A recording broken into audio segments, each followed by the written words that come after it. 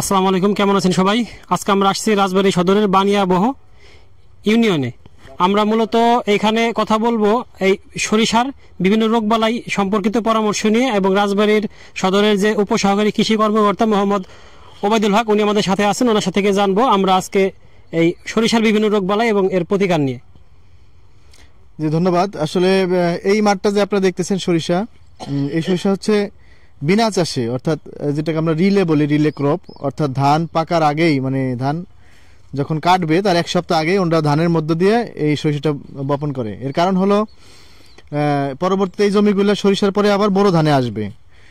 আর যদি জমি জো করে সেচ দিয়ে লাগাইতে যাইতো, মানে সরিষা বুনতে হইতো, তাহলে অনেক সময় লস হয়ে যেত এবং ধানে যাইতে দেরি হয়ে যেত। তো এটা হচ্ছে আপনার বিনা চাষে সরিষা। সরিষার মূলত মেইন যে রোগ, এটা অল্টারনারিয়া ব্লাইট বলে একটা রোগ আছে। আর যদি জমিতে বেশি পরিমাণ রস থাকে সেক্ষেত্রে কিছু পচন বা ঢলে পড়া জাতীয় রোগ হয়। এছাড়া তেমন উল্লেখযোগ্য কোনো রোগ নাই। আর পোকা বলতে শুধু জাপ পোকার আক্রমণটা হয়।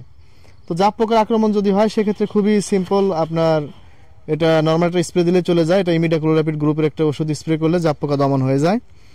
আর অল্টারনেটিভ ব্লাইট হইলে বা অন্যান্য রোগের জন্য আমরা সাধারণত ইপ্রোডিয়ান গ্রুপের ওষুধ যেমন রোবরাল, এটা স্প্রে দিলেও মোটামুটি এই রোগ থেকে পরিত্রাণ পাওয়া যায়।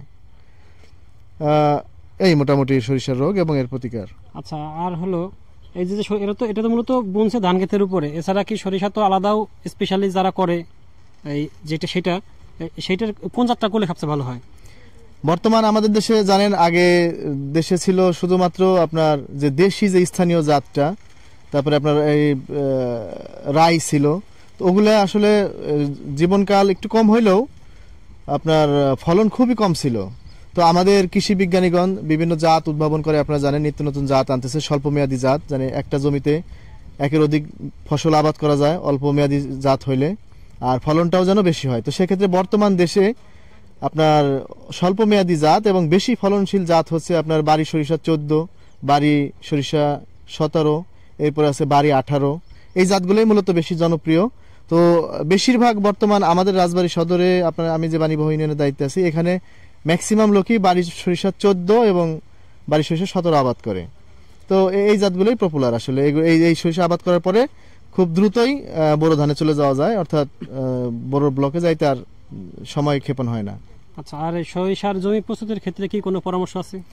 সরিষা যারা আপনার সিটে বুনবে, যে জমিগুলো নিচে জো আসতে বা চাষ দিয়ে বুনতে যদি লেট হয়ে যায় মনে করে, তো সেক্ষেত্রে তো আপনার ওই সিটে বুনে চাষ দেওয়ার কোনো প্রয়োজন নাই। তো সেই ক্ষেত্রে আপনার এই যে আমরা যে সারগুলো, ডিএপি সার বা পটাশ, ওগুলো আমরা জমি নরম থাকতেই দিয়ে দিতে বলি। আর পরবর্তীতে যদি লাগে কিছু গৌণ উপাদান যেগুলো আমরা স্প্রে করতে বলি। আর চাষ দিয়ে যারা বুনবে উঁচু জমি যেগুলো, সেগুলো আপনার শেষ চাষে, অর্থাৎ বুননের আগে লাস্ট চাষে আপনার ডিএপি সার, তারপরে পটাশ সার, কিছু ইউরিয়া, আপনার জিপ সার, আর অবশ্যই সরিষার জমিতে বোরন ব্যবহার করতে হবে। কারণ বোরন হলে দানাগুলা পুষ্ট হয় এবং দানার গঠন সুন্দর হয় এবং দানায় তেলের পরিমাণ বাড়ে। আর আপনারা জানেন সালফার একটা উপাদান আছে। সালফার হচ্ছে এই ডাল এবং তেল ফসল, এটা বলে সালফার লভিং ক্রপ, অর্থাৎ এই ফসলগুলো সালফার পছন্দ করে, অর্থাৎ সালফার দিলে এই সরিষার তেলে ঝাঁজ বাড়ে।